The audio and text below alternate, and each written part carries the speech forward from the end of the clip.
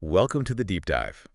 Today, we're diving into SRM Entertainment, Inc. Oh, this should be fun. Yeah, we've got a whole stack of research reports and articles right here, Yeah. helping us unpack this company. They specialize in, toys and souvenirs for theme parks and entertainment venues. I love theme park souvenirs. Oh, yeah. Definitely. Me too. I've got like a whole collection of those refillable popcorn buckets from like different parks. Those are great. Yeah. Stick with us until the end, though. Why? What's at the end? Well, we've got a question for you. It's thought-provoking, hopefully, Yeah. all based on this, this deep dive on SRM. Okay. Don't forget to hit that subscribe button for more deep dives. Yes. Now, let's dive in and figure out what SRM Entertainment is all about. Let's do it. When you think about theme parks, you think of the rides, the shows, the excitement. Right. But SRM is really all about, capturing that feeling, and taking it home with you.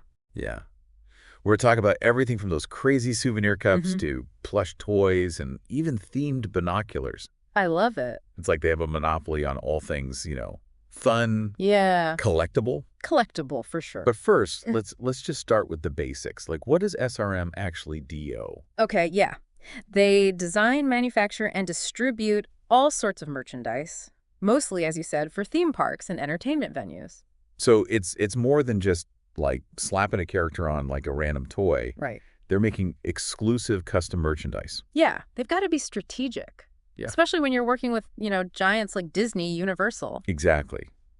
And that's where their business model gets really interesting. They have these licensing agreements with major entertainment companies Oh, yeah. that allows them to create those unique, wanted, sought-after products, I guess. The ones you can't get anywhere else, Yeah. It's a win-win, really. The entertainment companies get to reach more people with their brands, and SRM gets to, use the popularity of those characters in movies. Yeah. Yeah. So it's more than just slapping Mickey Mouse on a generic toy, right? Right, exactly. They're crafting stuff that's tailored to those franchises. It's smart. Yeah, it makes a lot of sense. Mm. And it's been working for them for a while, I guess. Mm. They've been around they've come a long way since they were founded back in 1981. 1981? Yeah. Wow, that's older than I am. That's older than me, too. What were they doing back then? Like, what was the focus? Back then, Yeah. they were all about those battery-operated products. Really? Yeah, mostly for theme parks. Can you imagine? All those clunky, battery-operated toys. It's a different world now. It is. But as technology evolved, Yeah. and consumer taste changed, SRM adapted, right? They did. Expanded their portfolio, I guess, to include toys, souvenirs, Oh, yeah, and home goods. even home goods. All designed to, bring that entertainment experience home. It's like they've become masters at adapting to, an ever-changing market. They have, and they're getting strategic, too, expanding into those high-margin proprietary products. Okay, so instead of just relying on, licensed characters. Right, exactly. They're developing their own lines, like plush packs. Plush packs, those are the collectible plush toys, right? Yes. The little ones. They're really smart tapping into that collectible toy trend, like what Funko Pop's doing. Makes sense. So they're really paying attention to, what's hot in the market and what people want. Oh, for sure. Okay, so we've got a pretty good idea of what SRM does and how their business works, I think. Now, what about the people leading the company? The leadership team. Yeah. What can you tell us about that? Well, the first thing that jumps out is their average tenure, how long they've been there. Okay. It's 3.8 years. Oh, wow. That's pretty good in this industry. Okay. It's known for being a little unpredictable. Things change quickly. Yeah. So that kind of stability means they're keeping their talent and they have a solid leadership structure. That's good to hear, especially for people who might want to invest. They want to see a company that has a good foundation, right? Right, exactly. Any standout figures on the team that we should know about? Oh, definitely. So you've got Rich Miller, the CEO. Okay. He came on board in 2023. He's got tons of experience advising these up-and-coming growth companies. Before SRM, he was a partner at this financial firm. Yeah. They focused on consumer products. So he really gets the challenges and the potential of a company like SRM. Oh, yeah. And what about the president, Taft Flittner? What's his deal? Taft is a toy industry veteran. He co-founded this really successful sales rep firm, so he knows this business like the back of his hand. That's got to be valuable, right? Yeah. Especially in this industry, with toys and souvenirs. Oh, it's huge. It's so competitive, Yeah. Having that inside knowledge. Priceless. So we've got a CEO who knows how to grow a business and a president who knows the toy game inside and out. Sounds like a good combo. It does, but ultimately you judge a leadership team by its results. Right, right.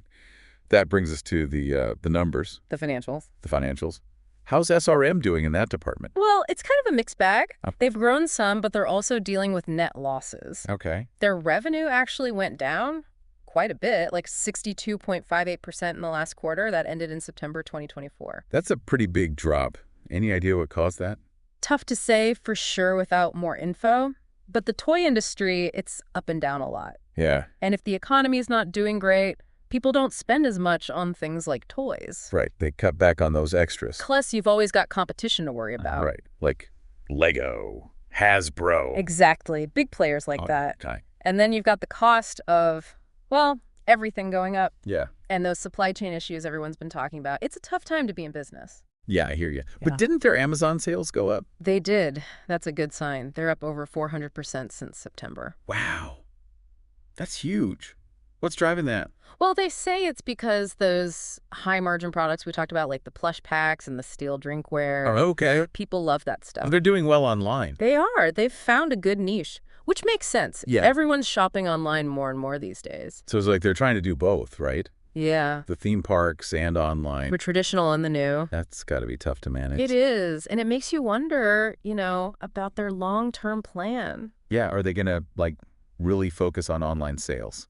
Could they use that Amazon success to become more profitable overall? Lots to think about. We've covered a lot of ground. We have. Business model, their leadership, the financials. We're just getting started. I know, right? There's so much more to explore. Maybe we should take a quick pause here, let everyone absorb all this. Sounds good to me. We'll be back soon with part 2 of our deep dive into SRM Entertainment. We'll see how the market feels about them, who owns the most stock, and their overall risk profile.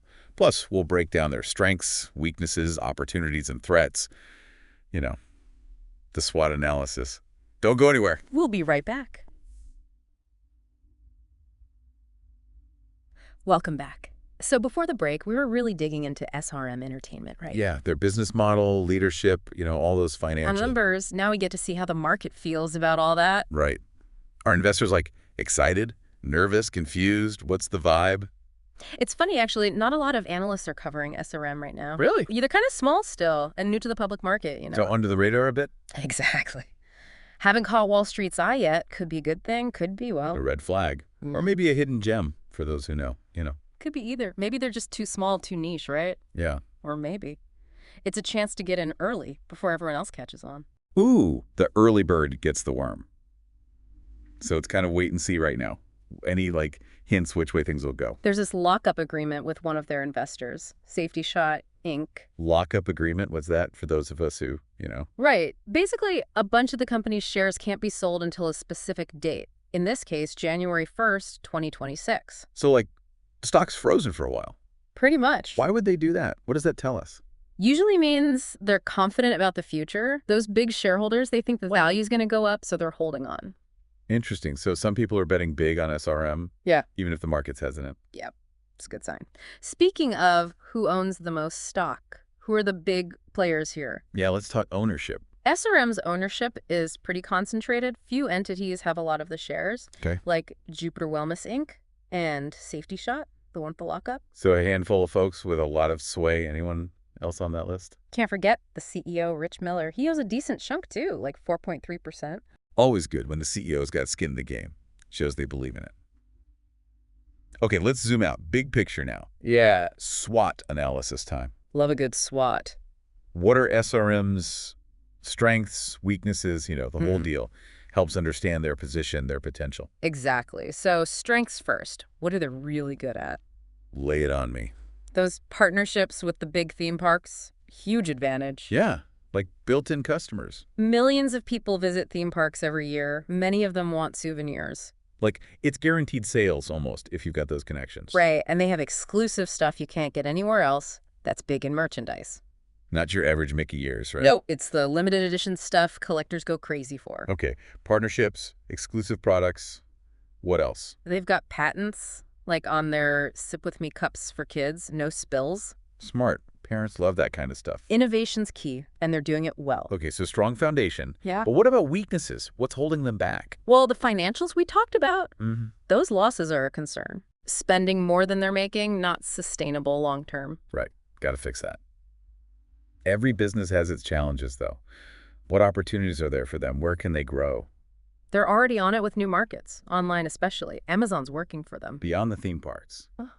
Smart, with e-commerce booming. And there's a whole world of people online who might never visit a theme park but still love those characters, movies, So much potential there. And remember their media stuff? SRM Media? Oh, yeah, acquiring and distributing films and TV. Could be huge. Like, they're not just merchandise anymore, they're content creators, too. That's a big step. Risky, but if they do it right, they could have this whole ecosystem where their stuff promotes their content and vice versa. Whoa, that's impressive, but also risky, like you said. What are the threats? What could mess this up?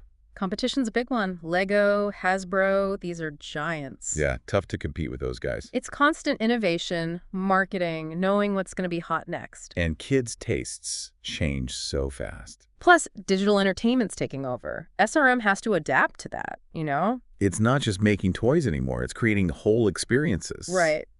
And lastly, the regulations. Toy industry is heavily regulated, and for good reason. Safety first, always. But navigating those rules can be tough, especially for a newer company. A lot on their plate. So big picture, after all this, what are we thinking about SRM? They're at a crossroads, really. They've got a lot of good stuff going for them, but also some serious obstacles. Uphill battle. Kind of. Can they overcome those financial issues, compete with the big guys, and stay relevant in a changing world? It's all about execution now. Roller coaster of a story. Mm-hmm. They could really make it, but it's not going to be easy. Exactly. And that's just our take. We want to hear from you. Go to the comments. Tell us what you think. Would you invest in SRM? Why or why not? If you've got stock suggestions, let us know those too. Always love to hear your ideas. But remember, all this is just for information, not financial advice. Right. Investing's risky. Never make decisions based on just a podcast. Do your own research, talk to a financial expert, all that good stuff. And the info we used is all public, maybe some AI stuff mixed in. So take it with a grain of salt. Okay, now for that question we teased at the beginning, we covered a lot, but here's something we didn't get to. Digital entertainment, gaming, it's huge, right? It is. How can SRM use that to their advantage?